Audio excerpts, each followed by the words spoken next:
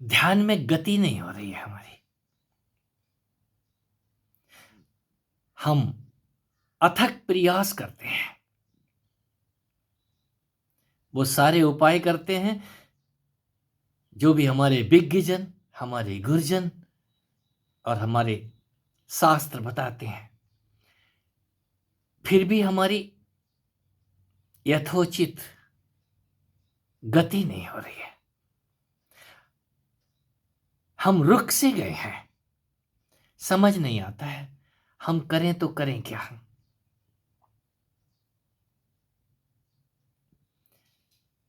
मित्रों, आपके करने से आज तक जब कुछ नहीं हुआ तो आपके करने से होगा क्या? तो इसका मतलब ये तो नहीं कि प्रयास करना ही बंद कर दिए जाए। आप प्रयास जारी रखिए। हर कोई भविष्यवाणी सुनना चाहता है, हमें सब पता लग जाना चाहिए अब क्या होगा और हमें क्या हुआ है। ये जीवन के रहस्य इतने सस्ते नहीं हैं।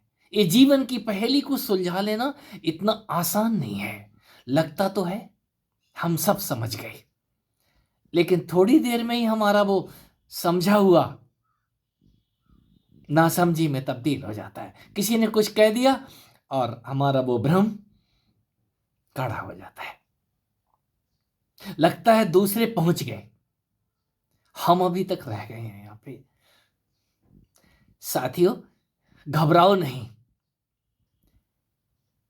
यदि इस आध्यात्म की दुनिया में आपने कदम रख दिया है तो इतना काफी है। मंजिल है या नहीं, कहां पहुंच गए हैं, उसकी चिंता छोड़ो। हम जब चिंता छोड़ देते हैं, यहीं से अकर्मण्यता नहीं, उस अंधभक्ति की तरफ हमारे कदम उठते हैं। अंधभक्ति। अपनी भक्ति करो यार, किसी के आगे क्यों गिड़गिड़ाने की बात करते हो? अपनी ही शरण जाओ। मैं अपनी शरण की बात करता हूं। आप जो कुछ कर रहे हैं, इतना तो समझते ही हैं क्या गलत है और क्या सही है। आप सही दिशा में कदम उठाइए। हमारा मन डावाडोल हो जाता है, नहीं होता है। ये होता उनका है जो जानबूझ के डावाडोल करते हैं। कुछ भी समझ में ना आए तो इतना तो समझ में आता है कि एक मन ये कहता है, एक मन ये कहता है। तो जो मन सही कहता है, जहां आपकी बुद्धि गवाही दे रही हो हाँ ये सही है, आप वो कीजिए और परिणाम की चिंता तो छोड़ दीजिए। कर्म करने पे अधिकार है। आप पूजा ध्यान जो कुछ भी कर रहे हैं, आपका बस करने पे अधिकार है। उसका फल कब आएगा ये आपके हाथ में नहीं है। फलाकांक्षा विहीन व्यक्ति जब कोई करुण पुकार से मुझे पुकारने लग जाता है तो हे अर्जुन, मैं दौड़ा चला आता हूं। ये दौड़ बाहर से नहीं है, कहीं अंदर ही दौड़ लग जाती है उनकी। आपकी करुण पुकार उठी नहीं है। आप ये कहते हैं कि मैं इतना रोता हूं, आपका रोना झूठा है। यदि आप मुझसे सवाल कर रहे हैं तो मैं तो इतना ही कहूंगा कि आप दिन और रात ध्यान पुकार ही है। आप पुकारिए तो सही कि मेरे किए से तो कुछ भी नहीं हो रहा है, और जो कुछ भी परिणाम आए उसे स्वीकार कीजिए। हम स्वीकार कहां करते हैं, शिकायत करने लग जाते हैं। लगता है हम ठहर गए हैं। ठहर के देखो, कोई ठहरता कहां है? दिशा बदल लेता है। इधर से कुछ नहीं हो रहा है तो इधर चल के देखता हूं। इस गुरु से कुछ नहीं मिला तो इस गुरु की तरफ जाता हूं, इस सदगुरु की तरफ जाता हूं। कोई सदगुरु आपको कुछ नहीं देगा। मेरे सदगुरु ने तो मुझे कुछ नहीं दिया सिवाय झूठ बोलने के। क्यों? यही कहेंगे दिन रात लगे रहो, सेवा करो, गीता का चौथा अध्याय पढ़ लो। ये चौथा अध्याय पढ़ाने वाले।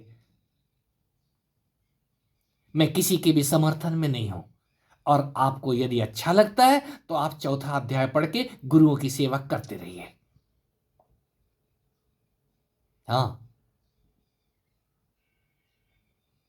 यदि आप सेवा कर रहे हैं बिना किसी फल के, कि मुझे तो कुछ भी नहीं चाहिए, मुझे मजा तो सेवा करने में आ रहा है, मुझे मजा तो देने में आ रहा है, तन मन धन सब कुर्बान,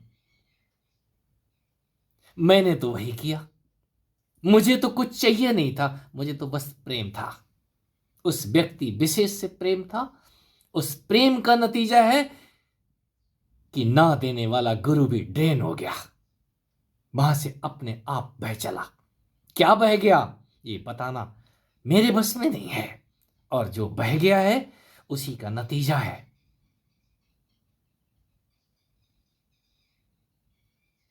आप मुझे निचोड़ सकते हैं, आपके आपके दिए में वो ताकत है। यदि आपने दिया है तो याद रखें, आपको मांगने की जरूरत नहीं है। ये तन मन और धन कुर्बान कर देने वाले, मुझे ना तो तन चाहिए ना धन चाहिए ना ही किसी का मन चाहिए।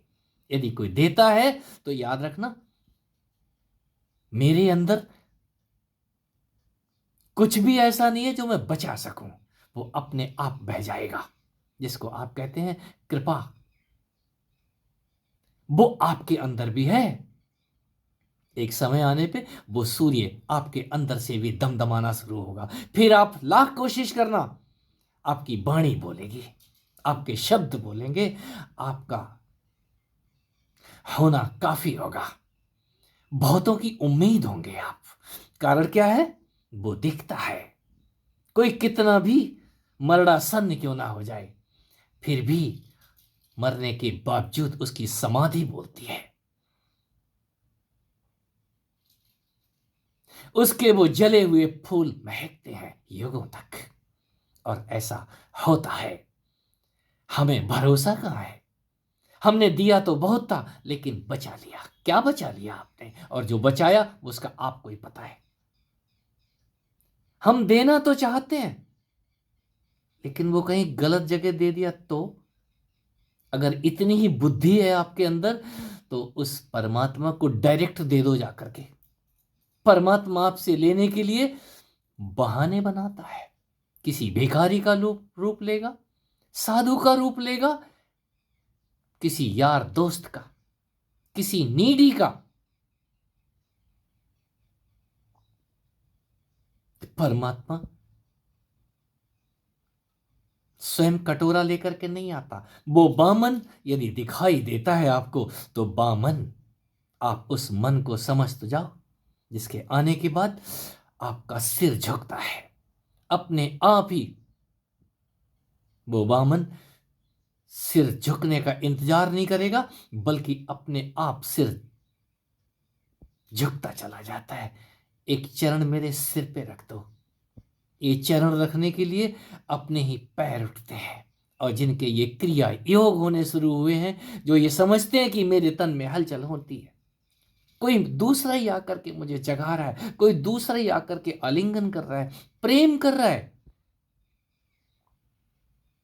मेरे हाथों में कुछ होता है स्वामी जी, मेरे पैर थिरकने लग जाते हैं। मैं जाना कहीं चाहती हूं, मैं कहीं की कहीं चली जाती हूं।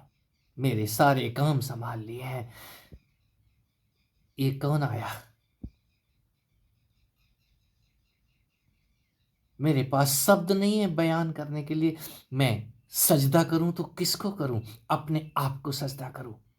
वो इसी तन के अंदर मंदिर बना देता है, इसी तन को मंदिर बनाता है। इंतजार करो मित्रों, जिन्होंने ये सब शंकाएं उठाई हैं कि हम ठहर गए हैं। कोई नहीं ठहरता, यह कुछ भी नहीं ठहरता। सभी गतिमान है। क्या सूरज, क्या चांद, क्या सितारे, क्या धरती अहिर्निश चले जा रहे हैं। किधर?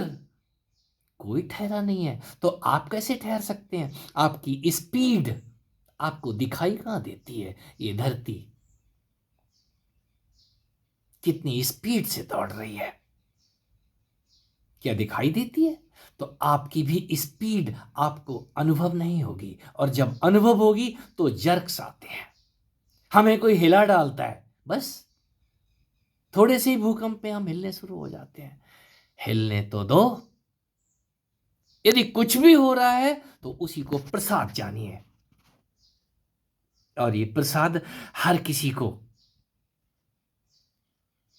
नसीब होता है। आप अपने पे श्रद्धा रखें,